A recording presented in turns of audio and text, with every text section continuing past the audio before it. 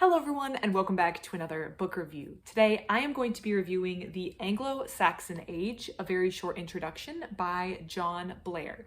So this A Very Short Introduction series aims to introduce the readers to a particular topic, and they cover a wide variety of topics, and they do this by taking someone who's knowledgeable in the subject and giving you in about 100 pages a brief introduction to the topic.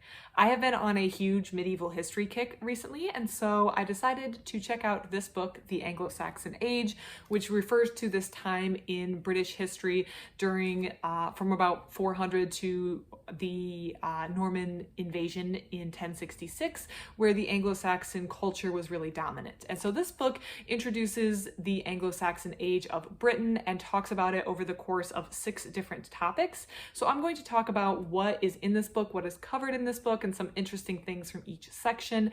And I'm going to direct you to other books that I have read and reviewed, where if you like this book, you may like these other books as well. So let's dive into the Anglo-Saxon Age. This age really references a period in British history that occurred between when the Romans left in about 410 to about 600, or really 597, when there was an effort to convert the people of these isles. So from about 600 to about 1066, that period of the Anglo-Saxon Age, there's a lot more resources. So in my head, there's 2 eras. There's this kind of real dark age that happened from when the Romans left to 600, when Christianity began being introduced through St. Augustine. And that there's not a lot of good sources for that material. This is where the myth of Arthur comes from, and that's this sub-Roman Britain time that is really hard to see into. Then we have the period after Christianity is introduced. Gregory the Great tells St. Augustine to go to the British Isles and convert people, and that's from 600 and then all the way up through the Battle of Hastings, where Norman control is introduced. And that period of history, the 600 to 1066, is much better documented. So a lot of what we're going to be talking about is happening there.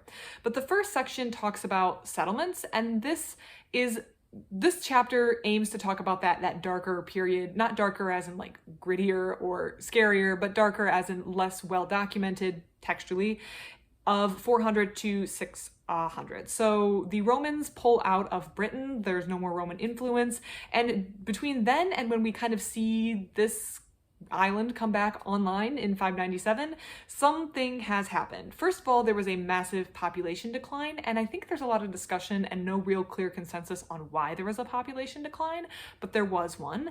And there was an invasion slash settlement slash intermixing of this Germanic group, the group that we would call the Anglo-Saxons, into Britain. So there already was a native population in Britain, but this is supplanted, or am I saying the right word? Who knows?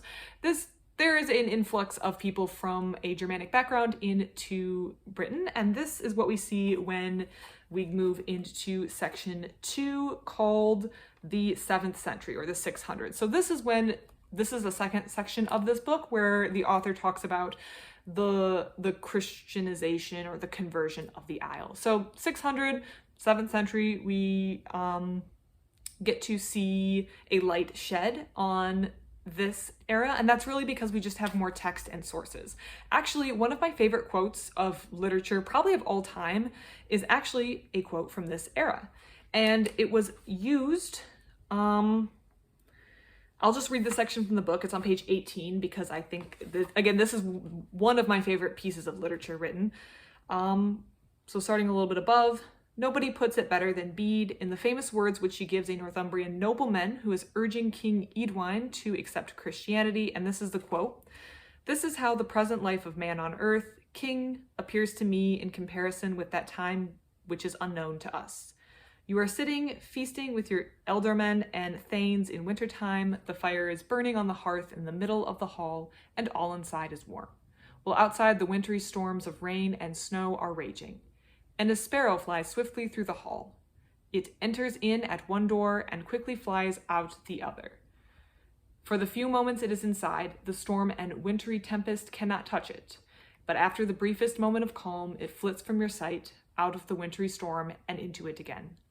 So this life of man appears for but a moment. What follows, or indeed what went before, we know not at all."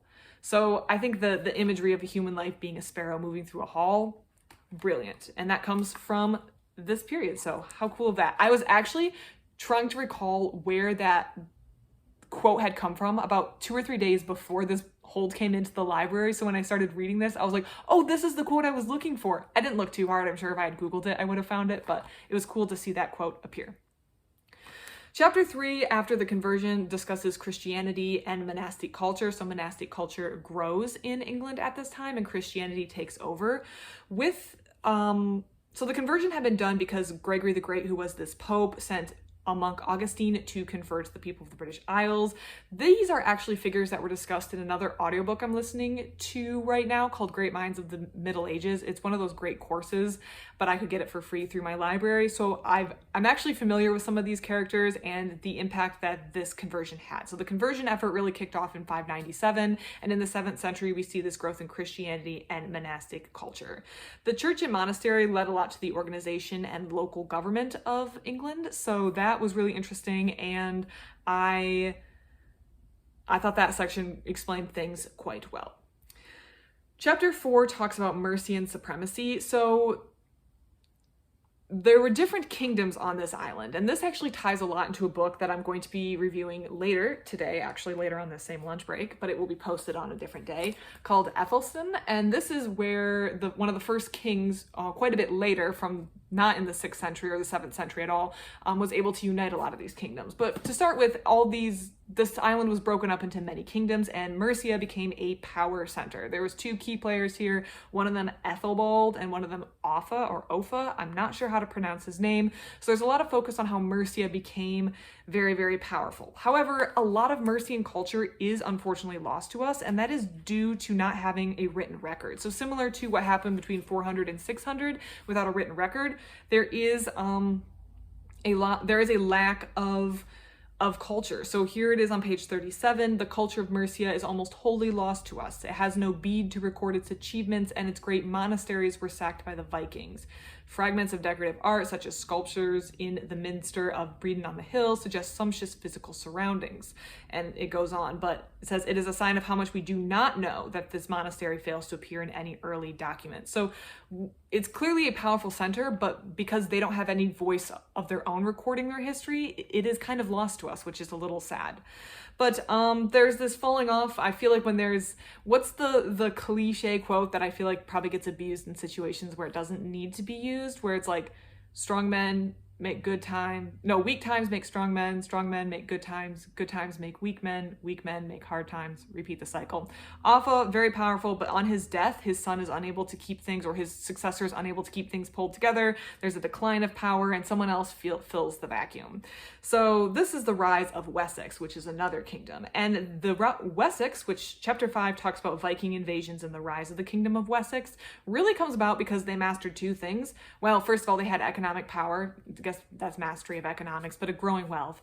But 2, they mastered succession planning. And this is a very intriguing thing that again ties in with this Aethelstan book, which will also have a review coming, where succession wasn't just the eldest son got to take over, or if the eldest son was indisposed or removed, then the next son, there was no clear idea, and this wasn't considered something that was normal. Like, it wasn't normal that your eldest son would just be in charge.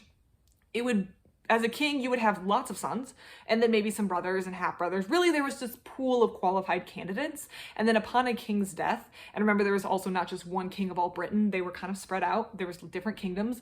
Your little kingdom would come together and try to find someone in this pool of candidates who were probably also looking to kill each other, off each other, indispose each other, to be chosen, and someone would have to be chosen and take over. So this led to a lot of chaos around succession. When a king would die, there would be multiple people who would be trying to vie for the throne. And succession is actually one of those things which led to problems that come later, like the Norman invasion. Edward the Confessor dies without a direct heir, and so we have Harold Godwinson, we have a Viking contender, we have William the Conqueror, we have a number of people who are looking to fill this vacuum. It sounds like, though, Wessex was able to kind of clean some of those things up and at least make things a little bit easier in succession, and that was a real advantage when it came to them taking charge. But Viking invasions, the rise of Wessex, this is where Alfred the Great comes in, and while Alfred was able to really stave off some of the Viking invasions, there was damage that was done. This is reviewed on page 45. But there remains problems of the Danes and the damage they had done. Some of it was irreparable. Whatever happened now, the world of Bede and Offa, remember he's Mercian, had gone forever. The size of the Danish Great Army may be disputed, but it is impossible to deny the evidence of 3 kingdoms destroyed, dioceses disrupted, innumerable monasteries plundered, charters and other documents almost completely lost for much of eastern England. The ruin of monasteries was perhaps the most serious, for the great houses had been the main repositories of learning and culture, while the small ones were still mainly responsible for pastoral care in the countryside. They go on to discuss Danelaw. So despite Alfred making a real push to get the Vikings under control, there was still change and change that happened. It was damage. I mean, these monasteries were plundered, but change, I feel like, is a constant in life. So there was no going back, even though Alfred was able to keep things under control. And they provide a nice little helpful map to show you where things were standing. And then chapter 6 is kind of wrapping things up. This is where we get into the events like Ethelred, like Edward the Confessor, the events that precipitated the Norman invasion, which would lead to an increase in Norman influence, with the Normans being the new overlord following 1066 in the Battle of Hastings, and the Anglo-Saxon Age being at an end, which is where this book naturally ends.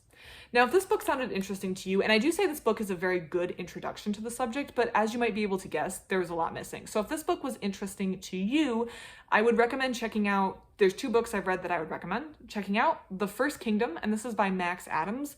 The First Kingdom really focuses on the sub-Roman Britain period, so that period between when Rome pulls out in 410 and when St. Augustine comes in 597.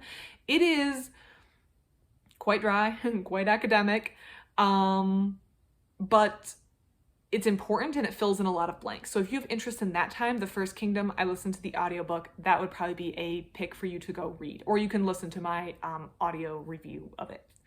If you like military history and that change of time between Anglo-Saxons and Normans is really interesting to you, I also read The Battle of Hastings by Jim Bradbury. That one was kind of a less academic or less dry look, but definitely focuses on the military history and the Battle of Hastings and the turning point there. So those are 2 other books that if they are of interest to you, I can direct you towards.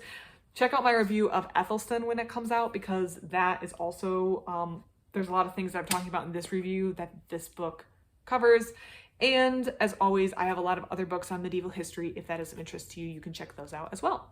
So if you have read the Anglo-Saxon Age or have any thoughts or comments on this book review, please leave it in the comment section down below. I love to receive your comments. Thank you so much for watching, and I hope you have a great rest of your day.